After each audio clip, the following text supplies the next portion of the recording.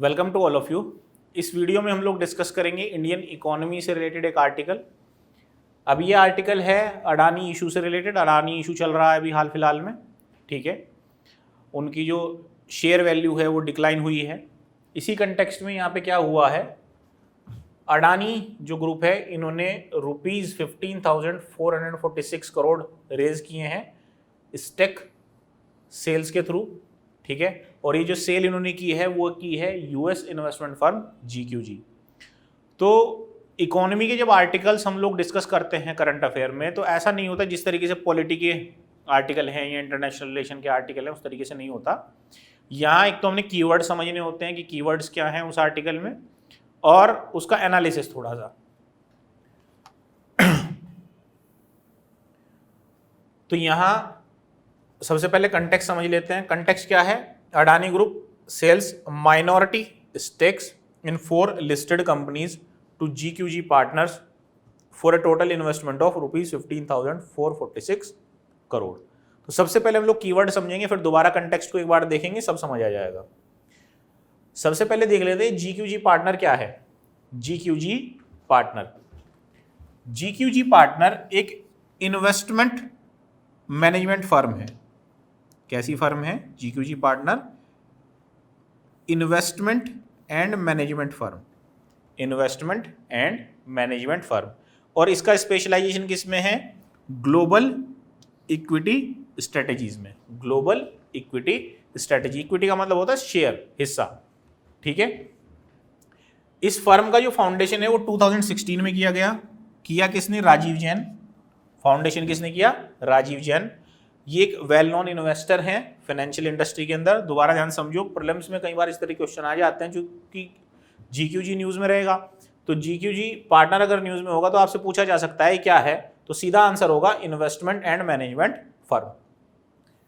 Founder कौन है इसके? राजीव जैन। और इसका स्पेशलाइजेशन क्या है? ग्लोबल इक्विटी स्ट्रेटेजीज, यानी कि इक्विटी परचेज कर लेगी किसी कंपनी की, इन्वेस्टमेंट कर देगी उसमें। दूसरा टर्म समझ लेते हैं, लिस्टेड कंपनी क्या होती है। लिस्टेड कंपनी, इसको पब्लिक कंपनी या पब्लिक ट्रेडेड कंपनी भी बोलते हैं। ये एक ऐसी कंपनी होती है जिसके शेयर्स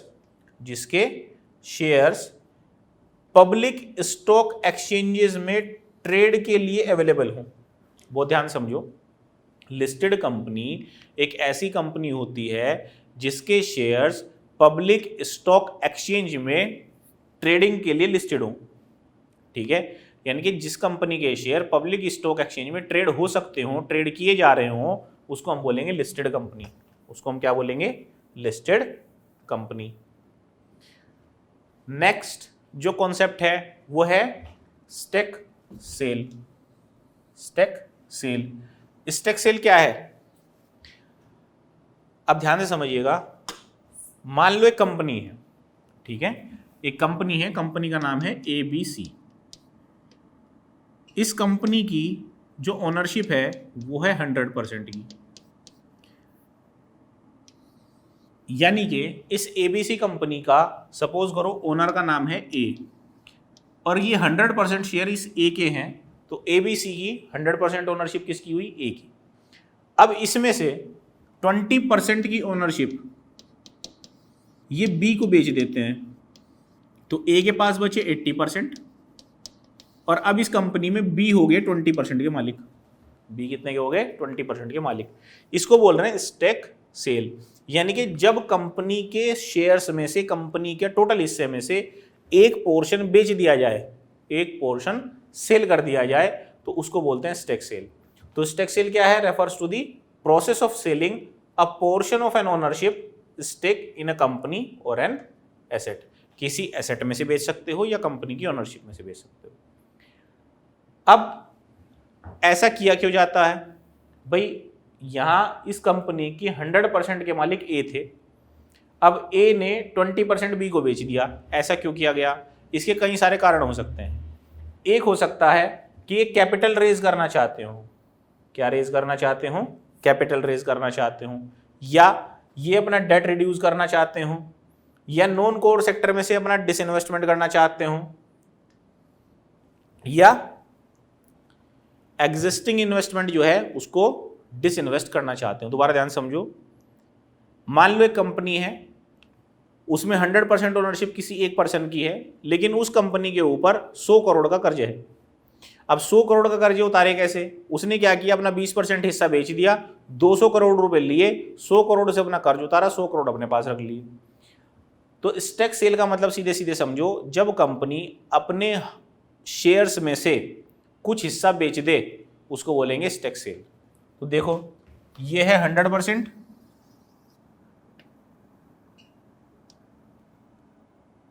ये है 100%, और इसमें से एक हिस्सा बेचा गया, तो ये क्या हुआ, स्टैक सेल। नेक्स्ट कॉन्सेप्ट देखते हैं, ये है minority stake.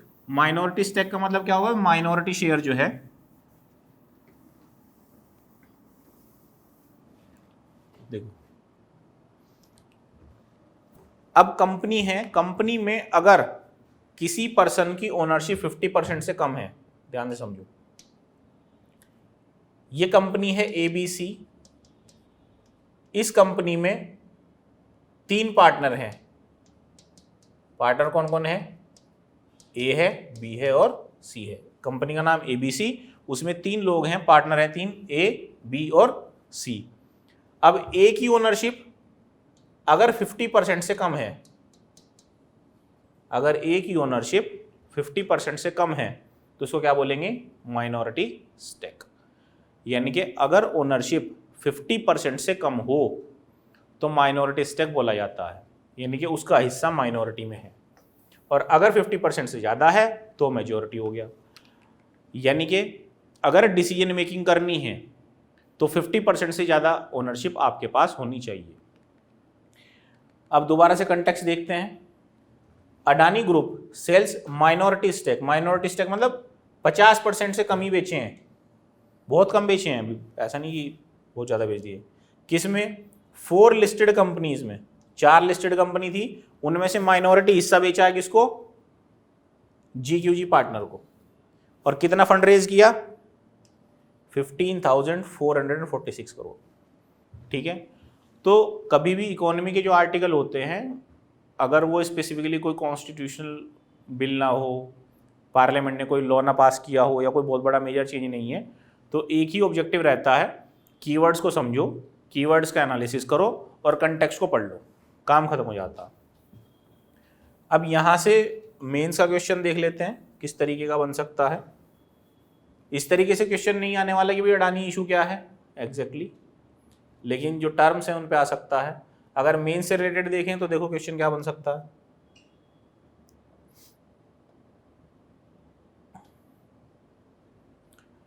an unstable market can lead to reduced investment and increased unemployment. Critically evaluate the measures taken by the governments to address these issues and promote economic growth. एक अस्थिर बाजार निवेश को कम कर सकता है और बेरोजगारी में वृद्धि कर सकता है। इन मुद्दों को हल करने और आर्थिक विकास को बढ़ावा देने के लिए सरकारों द्वारा किए गए उपायों का गंभीर मूल्यांकन करें। अब बहुत ध्यान समझिएगा, क्वेश्चन क्या है कि अनस्टेबल मार्केट है, एक अस्थिर बाजार है, इससे रिजल्ट क्या होता है, इन्वेस्टमेंट घटती है, ठीक है, निवेश घटता है, और अनएम्प्लॉयमेंट बेरोजगारी बढ़ जाती है, ठीक है। अब इसको रोकने के लिए गवर्नमेंट क्या स्टेप लेगी उसका इवैल्यूएशन करना है। तो इस तरीके के क्वेश्चन बन सकते हैं। यानी कि अब अडानी इशू हुआ, अडानी इशू की वजह से शेयर नीचे गिरे, शेयर नीचे गिर रहे हैं, मार्केट के अंदर अगर इन्वेस्टमेंट रिड्यूस होता है, अनएम्प्लॉयमेंट अगर बढ़ता है, हालांकि उतना कोई इंपैक्ट देखने के लिए भी नहीं मिला है, लेकिन अगर ऐसा होता है तो गवर्नमेंट इन चीज़ों को काउंटर करने के लिए जो इनिशिएटिव लेगी, जो मेजर्स लेगी, उनको बताने की बात हुई है। तो यहाँ इस वीडियो में डिस्कशन हम लोग क्लोज करते हैं। नेक्स्ट वीडियो में नेक्स्ट टॉपिक को हम लोग डिस्कस करेंगे।